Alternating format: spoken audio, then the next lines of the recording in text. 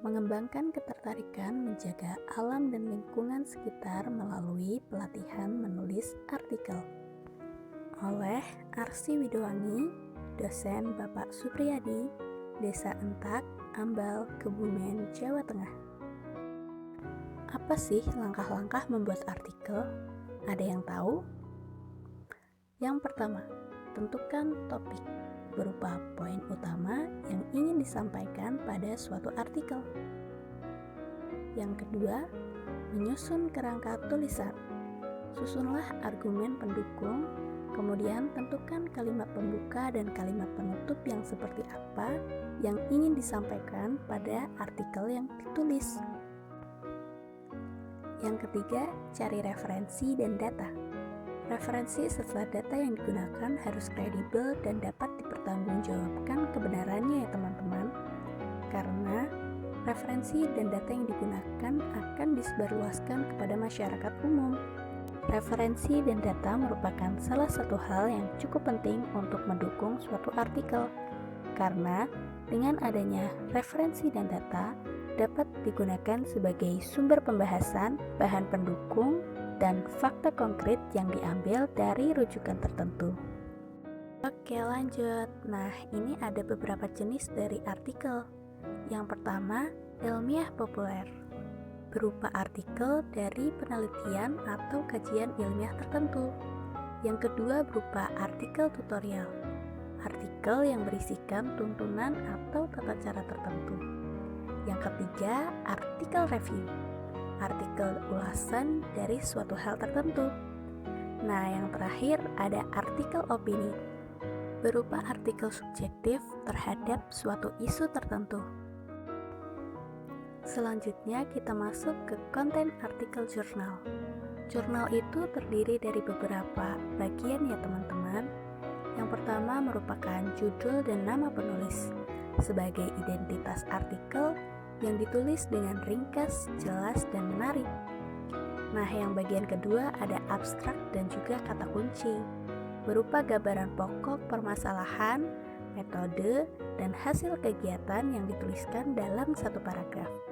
Dan yang ketiga ada isi artikel, dimulai dengan pendahuluan, metode, hasil dan pembahasan, kemudian diakhiri dengan kesimpulan.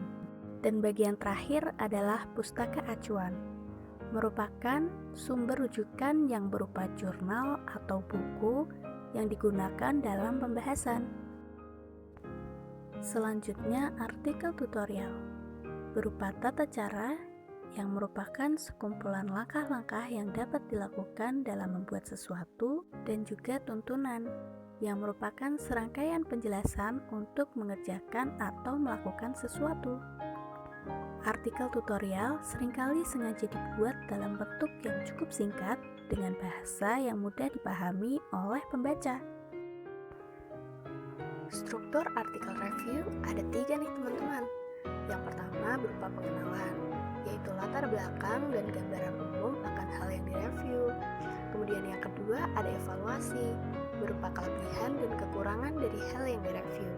Dan yang terakhir ada penutup nih, berupa rangkuman, kritik, dan saran yang diberikan atas hasil review yang sudah dilakukan. Lalu masuk dalam langkah menulis artikel opini. Menulis artikel opini bisa dilakukan dengan yang pertama memahami segmen media menulis opini yang akan dituju. Apakah media yang dituju merupakan media yang formal atau yang informal? Kemudian yang kedua, memilih topik atau permasalahan yang dibahas. Dan yang ketiga, menentukan sudut pandang seorang penulis. Apakah seorang penulis ingin menyampaikan sudut pandang yang netral, sudut pandang individu, maupun sudut pandang kelompok. Dan yang paling terakhir, bisa membuat outline berupa kerangka penulisan yang diawali dengan judul, kemudian awalan, lalu alinea dan batang tubuh, serta penutupnya kesimpulan. Menulis artikel juga sangat erat kaitannya dengan istilah jurnalistik nih teman-teman, yang berupa kegiatan mengumpulkan data, menulis, mengedit, dan menerbitkan suatu artikel. Nah, terus peran jurnalistik itu ada apa aja sih? Kita kulik ya bareng-bareng. Yang pertama, sebagai agen pembaharu. terus-menerus memberikan berita atau artikel terbaru. Kemudian yang kedua sebagai pendidik rakyat, memberikan literasi tentang apa aja sih yang benar dan apa aja sih yang seharusnya dilakukan oleh masyarakat. Kemudian yang ketiga sebagai advokasi atau kontrol sosial, berita-berita apa aja sih yang harusnya dikeluarkan kepada media dan apa aja yang tidak cocok disampaikan kepada publik.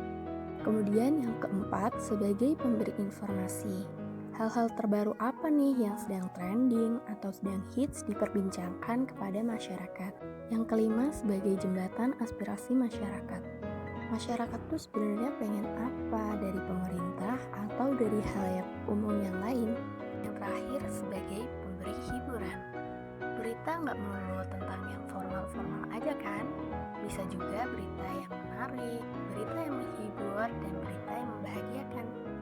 Ngomongin teknik jurnalistik itu ternyata ada 3 teman-teman. Yang pertama yaitu reportase, berupa pengumpulan data dan informasi baru, penting, serta relevan yang menarik untuk diketahui masyarakat. Yang kedua itu menulis, menuangkan data dan informasi yang sudah didapatkan menjadi tulisan yang menarik dan tepat sasaran. Dan yang terakhir berupa mengedit, menyesuaikan kepentingan suatu berita dari penggalan peristiwa untuk dapat disampaikan pada media yang sesuai. Yang dimaksud berita yang bernilai itu yang bagaimana sih? Yang pertama, harus memiliki dampak bagi masyarakat. Yang kedua, menarik tidaknya berita bagi kehidupan manusia. Lalu yang ketiga, keterlibatan tokoh dalam peristiwa. Semakin terkenal tokoh di dalamnya, akan semakin bernilai pula beritanya. Kemudian yang keempat, lokasi peristiwa dari berita yang dikabarkan. Kalau terlalu jauh, sepertinya juga tidak terlalu penting. Dan yang terakhir, waktu kejadian peristiwa. Semakin terbaru, semakin baik. Terima kasih sudah menonton, semoga bermanfaat.